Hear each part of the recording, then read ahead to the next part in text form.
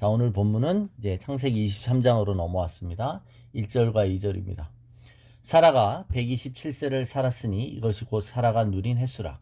사라가 가나안 땅 헤브론 곧 기랏 아르바에서 죽음에 아브라함이 들어가서 사라를 위하여 슬퍼하며 애통하다가. 자, 창세기 23장은 사라의 죽음과 그리고 그 죽음에 사라의 이제 시신을 매장하려고 매장지를 사는 이야기, 이 이야기가 계속 연결됩니다. 우리는 이 스토리를 통해 하나님 우리에게 주시고자 하는 메시지를 듣기를 원합니다. 자, 사라가 죽었습니다.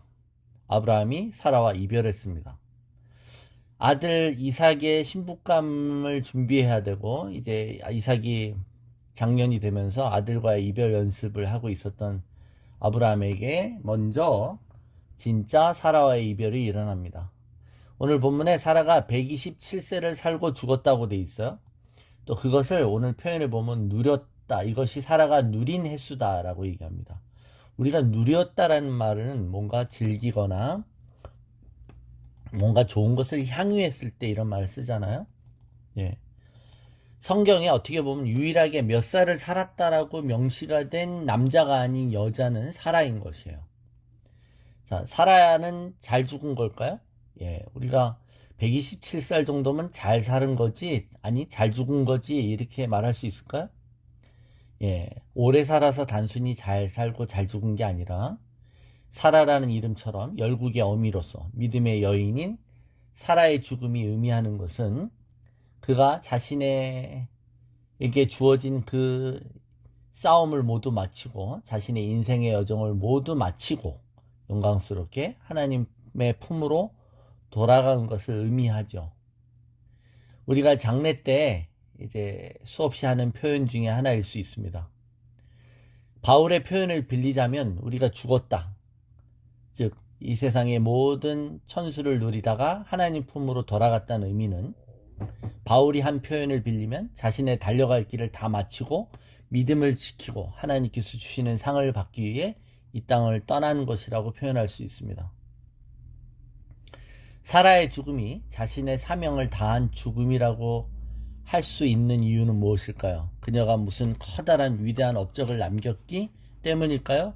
그렇지 않습니다. 그녀는 자신의 삶의 몫을 다했고 또 나름대로 하나님 앞에서 가치 있고 의미 있게 살았기 때문일 것입니다. 우리가 사라라는 여자의 인생을 한번 생각해 보십시다. 그녀는 한 남자에게 시집와서 노령에 하나님의 은혜로 아이를 낳았고 그 아이가 자기 몫을 할 때까지 잘 양육하다가 죽었습니다. 그죠? 어떻게 보면 평범한 수많은 여자들의 인생과 별로 다르지 않습니다. 그녀의 인생이 특별하고 라고 평가받을 수 있는 것은 그녀의 자식이 이삭이라는 사람이기 때문에 특별하기 때문일까요? 그럼 생각해 보세요, 여러분. 우리의 자식들은 이삭보다 덜 특별할까요? 아닙니다. 우리의 자식도 다 귀하죠. 하나님이 우리에게 주신 그 자식들을 그렇게 믿음으로 하나님의 은혜로 낳아서 그들이 자기 몫을 할 때까지 잘 양육한다면 우리도 똑같이 사라 못지않게 우리의 삶을 누리고 우리가 해야 될 소명과 우리의 부르심을 다했다고 할 수 있을 것입니다.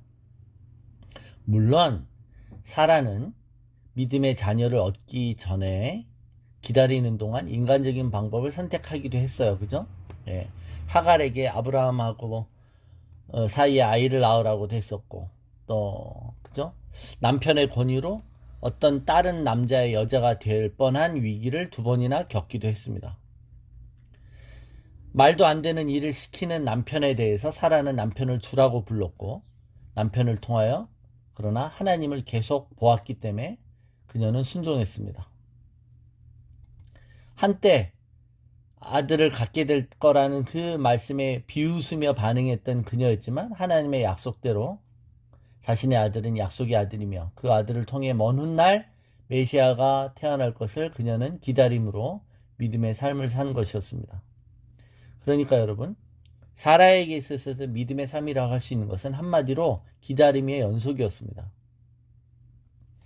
혼기가 가득 찬 아들이 약속의 자녀를 출산하는 것, 아니 결혼하는 것을 보지 못하고 사라가 죽었지만 그녀는 그의 삶의 모든 미션을 다한 것이죠. 아들이 결혼하고 아들이 아이를 낳는 것을 그녀는 어디서 보았을까요? 아마 사라는 죽고 나서 하나님 곁에서 영광의 후손을 본 것입니다. 그러니까 여러분, 우리에게 있어서 죽음이 갖는 의미는 믿는 사람의 상태의 변경일 뿐이죠. 소속의 이동일 뿐이지 연장선상이라고 할 수 있습니다. 자, 오늘 하나님이 뜻하신 127세를 살다가 그 사역을 누렸다라는 이 성경의 표현은 한마디로 성경은 사라가 하나님의 뜻대로 살았고 자기의 사명을 마치고 하나님이 부르시는 때에 잘 죽었다라고 기록하고 있는 것입니다. 얼마나 큰 업적과 큰 일을 많이 했느냐가 아니라 하나님의 섭리와 계획을 따라 살았다는 것이 중요한 포인트라는 것입니다. 여러분, 이것이 우리가 삶을 바라보는 가치관에 대한 시각이어야 되는 것을 우리는 깨달아야 될 줄로 믿습니다. 예로 사도 바울이라는 사람도 어떤 사람입니까? 이 사람 공부 많이 했어요. 학자적 소양이 많은 사람이었습니다. 신약 성경의 대부분을 쓸 정도로 학문적이고 또 철학적으로 배경이 두터운 사람이었어요. 그는 당대의 엘리트 코스였던 가말리엘의 문화생이었습니다. 아마 그 사람이 누구처럼 가르치는 일에 전념했다면 자신의 소질과 재능을 잘 발휘하면서 명성을 날릴 수도 있었을 것입니다. 그러나 사도 바울은 그는 사람들을 학교에서 가르치는 데 인생을 보내지 않았고 많은 시간을 감옥에서 보냈으며 독신으로 자기의 민족 유대인도 아닌 이방인들에게 복음을 전하느라고 자기의 삶을 온전히 헌신했던 사람입니다. 그러니까 자기가 해야 될 미션, 자기의 부르심을 위해서 다른 충분히 누릴 수 있는 것들을 포기하며 살았던 사람이라는 거예요. 자, 이런 삶을 하나님은 그가 누렸다라고 얘기하는 겁니다, 여러분. 누렸다. 돈 많고 넓은 집에서 여러 가지 호의호식하고 특권과 또 권세를 누렸다가 누렸다라는 게 아니라 성경의 관점은 하나님의 부르심을 온전히 순종하며 살았다는 것을 누렸다라고 표현하는 것이죠. 자, 그리고 그 사라의 죽음에 대해서 2절 아브라함은 슬퍼하며 애통한다라고 되어 있습니다. 사라와의 이별을 슬퍼합니다. 영원한 이별이 아닌 것이죠. 믿음은 죽음이라는 것을 사랑하는 이와의 이별의 슬픔이라고 표현하고 그 슬픔을 거부하지 않습니다. 여러분, 믿는 사람들은 장례식 때 슬퍼하지 않아야 되는 것이 아니죠. 인간의 자연스러운 감정을 억누르라고 말하지 않습니다.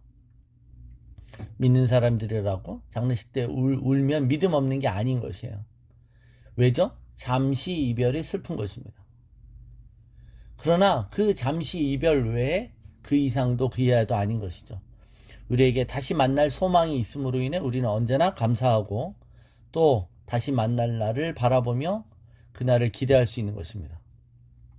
오늘 우리는 사라가 죽었다라고 표현하는 사라가 누린 횟수를 127세로 말하는 이 성경의 관점을 통해 우리에게 죽음이 무슨 의미이며 삶을 누린다는 것이 무슨 의미이며 또 그 죽음을 슬퍼한다는 것이 무슨 의미인지를 묵상했습니다. 오늘도 하나님이 주신 육신의 삶을 허락하신 그 날들 중에 한 주, 하루를 시작하는 시간입니다. 오늘도 하나님의 뜻대로 하나님의 섭리를 따라 하나님의 부르심을 이루는 한 주와 하루가 되시기를 축원합니다.